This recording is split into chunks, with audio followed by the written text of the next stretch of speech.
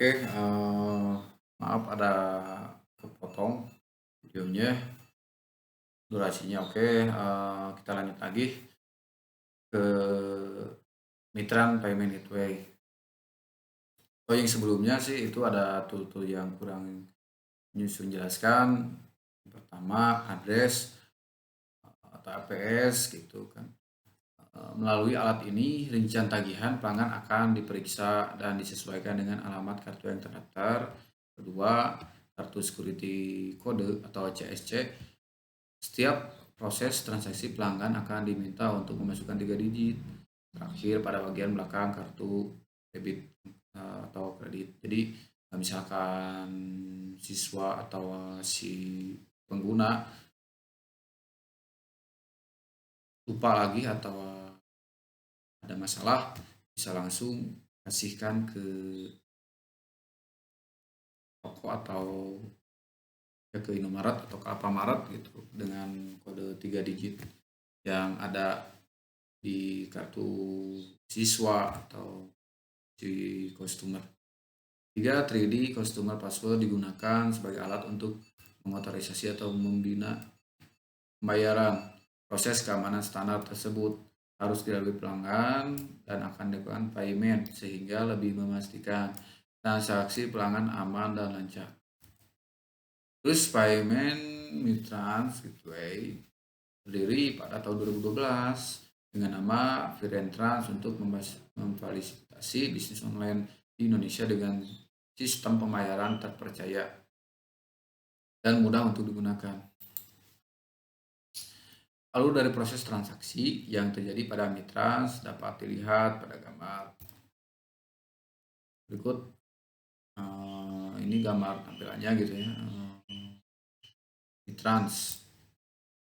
Ini khusus cerita tentang mengenai Mitrans, bukan aplikasi yang penyusun buat. Ini Mitrans lebih detail sedikitnya. 1. Checkout, pelanggan mengklik tombol checkout. Aplikasi host dan aplikasi membuat permintaan ke merchant server. 2. Token request, merchant server membuat permintaan ke server dan dengan informasi pemesanan. 3. Token respon dan merespon dengan token transaksi yang valid ke server RSM. 4. Token respon server pedagang menuliskan token ke mobile SDK software development kit, alat bantu yang berguna untuk mengembangkan sebagai aplikasi. 5. Get transaksi option SDK seluler meminta pembayaran atau informasi berdasarkan token transaksi option respon. SDK seluler membuat opsi pembayaran dan informasi pembayaran untuk melakukan pembayaran. 7. Pay, pelanggan memilih metode pembayaran dan rincian pembayaran dan mengeklik bayar. 8. Janji SDK seluler mengirimkan permintaan biaya ke mitra backend untuk proses pembayaran. 9. Cash respon, SDK seluler menerima respon ke mitra backend dan memicu pengendalian aplikasi seluler dengan situs berhasil, apakah gagal, apakah tertunda. 10. Cari notifikasi, Mitrans mengirimkan pemberitahuan bisa ke Gmail atau ke SMS pemberitahuan yang mengonfirmasi penyelesaian transaksi. Basis data disini terdiri dari 2 kata yaitu basis dan data. Basis dapat diartikan sebagai markas atau gudang tempat bersarang atau berkumpul, sedangkan data adalah representasi fakta dunia nyata yang mewakili suatu objek seperti manusia, pegawai, siswa, pembeli, pelanggan. Sebagai satu kesatuan, istilah basis data dapat diartikan didefinisikan sebagai kumpulan data yang terintegrasi dan diatur sedemikian rupa sehingga data tersebut dapat dimanipulasi, diambil, dan dicari secara cepat. Terus materi DBMS atau Database Management System. Database berbeda dengan DBMS. DBMS adalah kumpulan program yang digunakan untuk mendefinisikan, mengatur, dan memproses database. Sedangkan database itu sendiri esensinya adalah sebuah struktur yang dibangun untuk keperluan penyimpanan data. Jadi dapat diartikan bahwa DBMS merupakan perantara antara user dan database.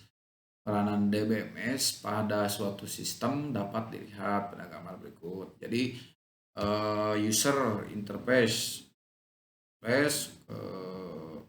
lalu ke pemrograman Sublime gitu. Terus bahasa pemrograman DBMS masukkan, terus dirakit oleh database.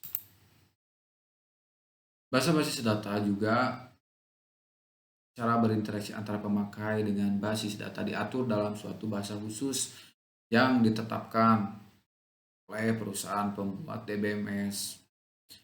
Terus bahasa basis data dapat dibedakan dalam dua bentuk, yaitu data DDL dan data DML. Data DLL yaitu data definition language, merupakan struktur bahasa dapat yang menggambarkan skema basis data secara keseluruhan dan desain dengan bahasa khusus. Di antaranya membuat, mengubah, menghapus tabel baru, membuat indeks, menentukan struktur penyimpanan database, dan sebagainya. Kedua, DML, DML, Data Manipulation Language, merupakan bentuk bahasa basis data yang berguna untuk melakukan manipulasi. Satu, penambahan data baru ke suatu basis data. Kedua, penghapusan data dari suatu basis data. Ketiga, pengubahan data di suatu basis data. Keempat, pengambilan data dari suatu basis data. DML adalah salah satu standar bahasa yang banyak digunakan di dunia ini atau di dunia industri untuk mendefinisikan requirement, membuat analisis, dan desain. Uses dari aplikasi tersebut atau aplikasi pembahasan ini penyusun kuat itu use case-nya gitu ya. Use case diagram menggambarkan sejumlah eksternal aktor yang hubungannya ke use case yang diberikan oleh sistem. Activity diagram menggambarkan rangkaian, aliran, dan aktivitas digunakan untuk mendeskripsikan aktivitas yang dibentuk dalam suatu operasi.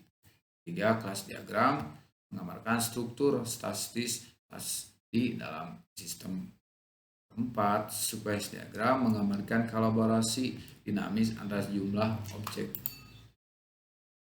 Penguji perangkat lunak merupakan satu set aktivitas yang direncanakan dan sistematis untuk menguji atau mengevaluasi kebenaran yang diinginkan, yaitu ada dua, yaitu black box dan skala Likert.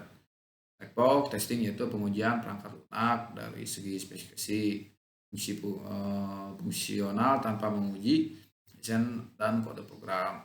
Skala Likert merupakan sebuah metode analisis untuk melakukan pengujian. Terus ada lagi perangkat lunak pendukung, merupakan perangkat berupa bahasa pemrograman, aplikasi framework, dan sebagainya yang digunakan untuk mendukung proses pengembangan sistem.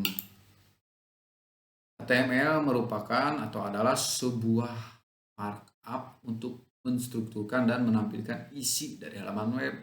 CSS merupakan aturan untuk mengendalikan beberapa komponen dalam sebuah web sehingga akan lebih terstruktur dan seragam.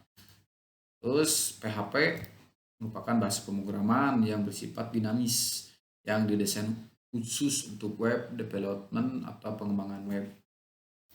PHP memiliki sifat server side karena PHP dijalankan atau dieksekusinya dari sisi server, bukan pada komputer klien. MySQL merupakan software RDMS yang dapat mengelola database dengan lebih cepat. JavaScript merupakan bahasa